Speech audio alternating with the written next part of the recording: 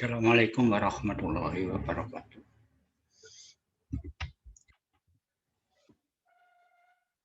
Rekan-rekan mahasiswa yang saya hormati, pada pertemuan kali ini kita membahas anggaran kas. Ada beberapa faktor yang mempengaruhi ketika kita menyusun anggaran kas. Yang pertama adalah kegiatan operasi dalam sebuah perusahaan. Yang kedua, kegiatan investasi yang dilakukan oleh sebuah perusahaan. Maupun yang ketiga itu kegiatan pendanaan yang dilakukan oleh perusahaan. Dalam kegiatan operasi itu ada dua hal yang harus sampean perhatikan. Yang pertama adalah penerimaan kas, yang kedua pengeluaran kas. Dalam menyusun anggaran kas, maka yang pertama harus kita teliti atau kita telaah itu adalah penerimaan kasnya.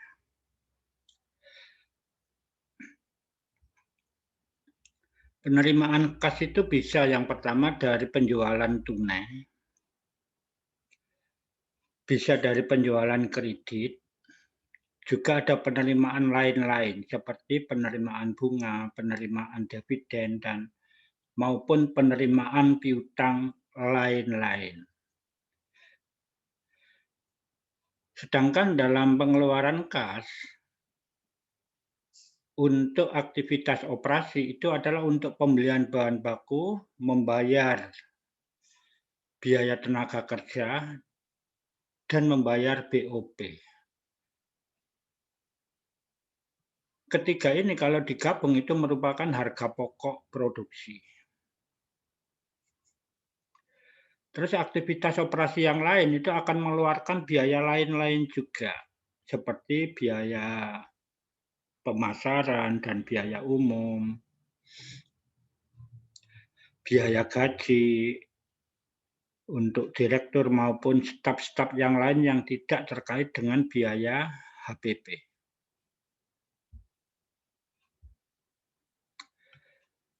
Faktor yang kedua yang mempengaruhi anggaran kas itu adalah aktivitas investasi.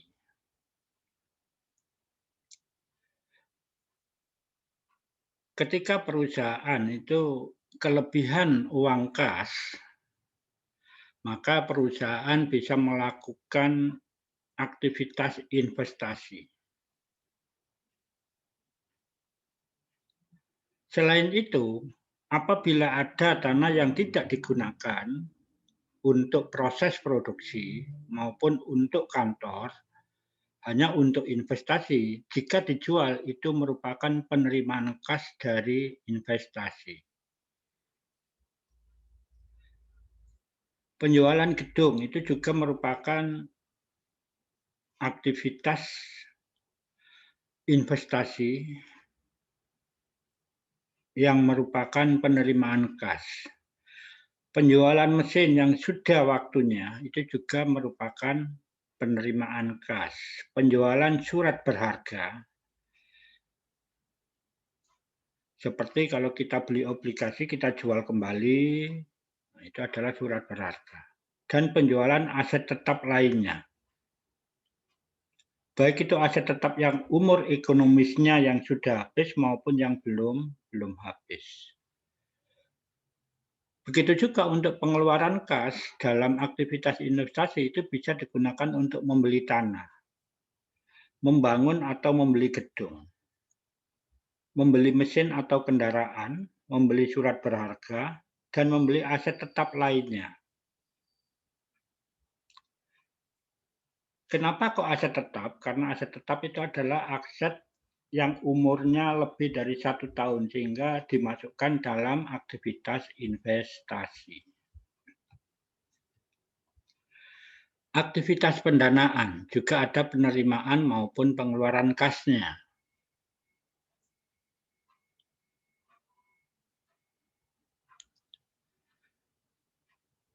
Sebuah perusahaan bisa saja membeli surat berharga atau saham atau menerbitkan saham untuk mendapatkan dana.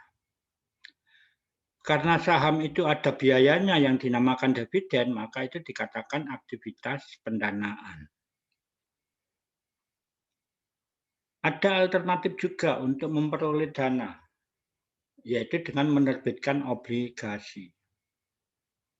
Tentu obligasi ini jaraknya atau jangkanya cukup panjang. Maupun penerbitan promes dan kredit di bank. Yang semuanya ini akan berisiko perusahaan akan membayar bunga.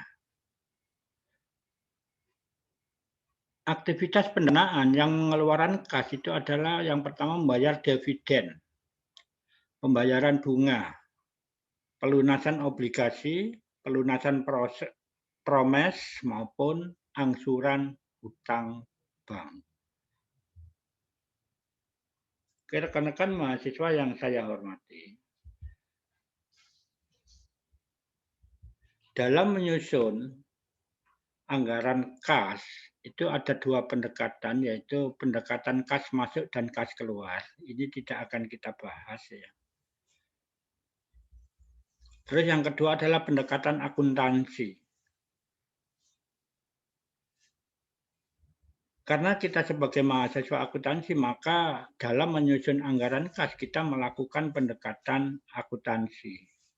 Karena nantinya data-data yang kita gunakan untuk menyusun anggaran kas itu ada pada laporan laba rugi, neraca, dan arus kas. Rekan-rekan mahasiswa yang saya hormati, ketika melakukan kas masuk, melakukan penyusunan anggaran dengan pendekatan kas masuk dan kas keluar, maka caranya adalah kas masuk dari kegiatan investasi, kegiatan operasi maupun kegiatan pendanaan itu kita telaah.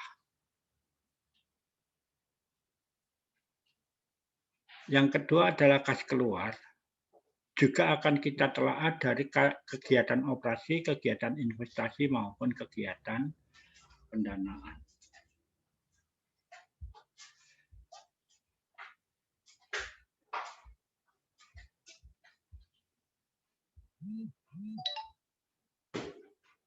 Rekan-rekan mahasiswa yang saya hormati, dalam menyusun anggaran kas, kita harus mempunyai data yang terkait dengan kebijakan perusahaan. Seperti rencana penjualan, ini ada di anggaran penjualan. Kerugian piutang tidak tertagih, ini harus ada dalam kebijakan perusahaan. Begitu juga untuk sistematika pengumpulan piutangnya.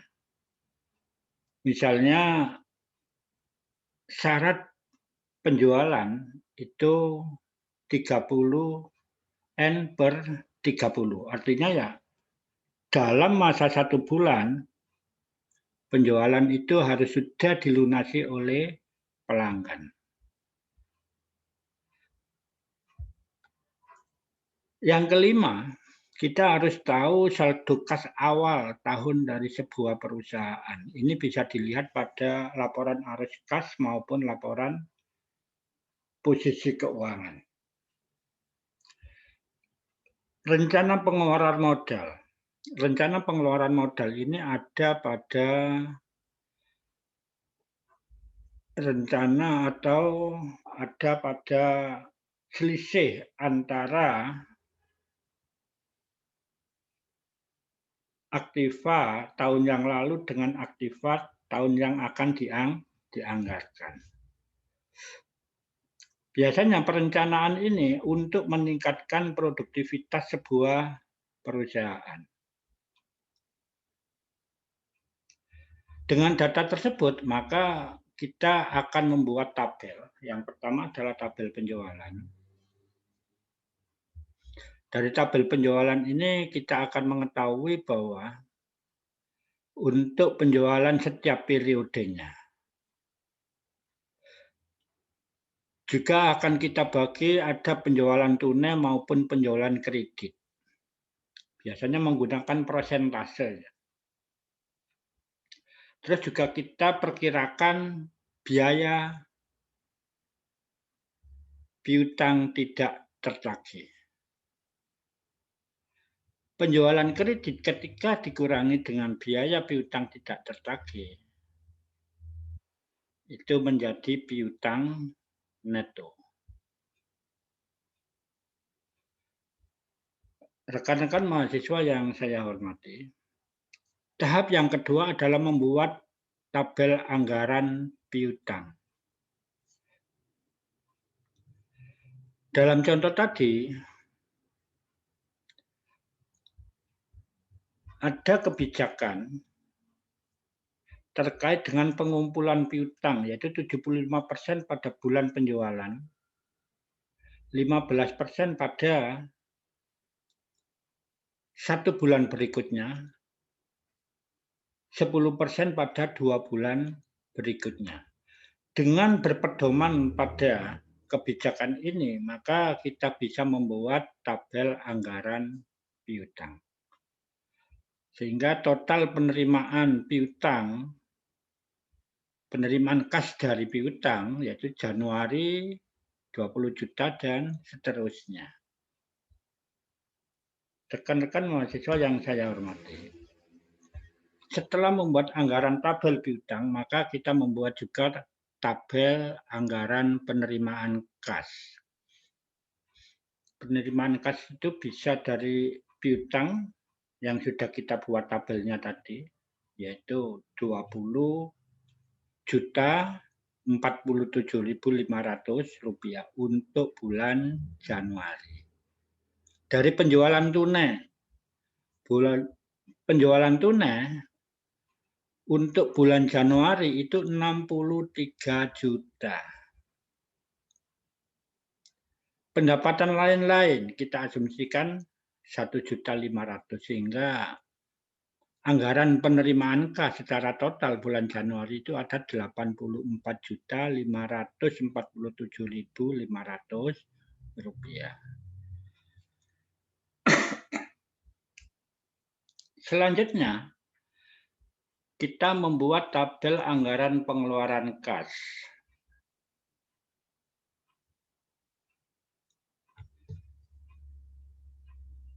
Pengeluaran kas ini bisa untuk pengeluaran kas